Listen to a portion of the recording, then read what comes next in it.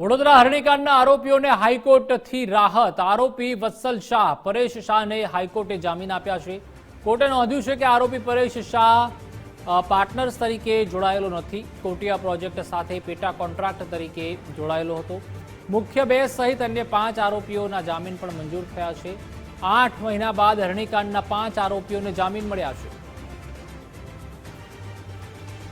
તો હરણીકાંડ જે ઘટ્યો હતો જેમાં માસૂમ ભૂલકાઓ સહિત શિક્ષકો છે તેઓ પણ મૃત્યુ પામ્યા હતા।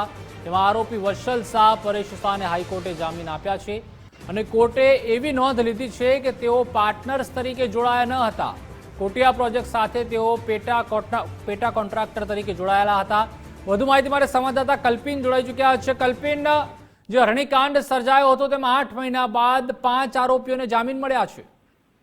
ચોક્કસથી ગઈકાલ વડોદરા હરણી બોટ દુર્ઘટના કેસની અંદર આરોપીઓને ગુજરાત હાઈકોર્ટે આજે રાહત આપી છે। આરોપી વત્સલ શાહ અને પરેશ શાહને ગુજરાત હાઈકોર્ટે જામીન મંજૂર કર્યા છે। કોર્ટે પ્રથમ દ્રષ્ટિએ નોંધ્યું કે આરોપી પરેશ શાહ પાર્ટનર તરીકે જોડાયેલો નથી, કોટિયા પ્રોજેક્ટ સાથે વત્સલ શાહ પેટા કોન્ટ્રાક્ટ તરીકે જોડાયેલો હતો અને મુખ્ય બે આરોપી સહિત કુલ 5 આરોપીઓના જામીન ગુજરાત હાઈકોર્ટે આજે ગ્રાહ્ય રાખ્યા છે અને 8 માસ બાદ હરણી બોટ કાંડના 5 આરોપીઓને આજે જામીન મળ્યા છે।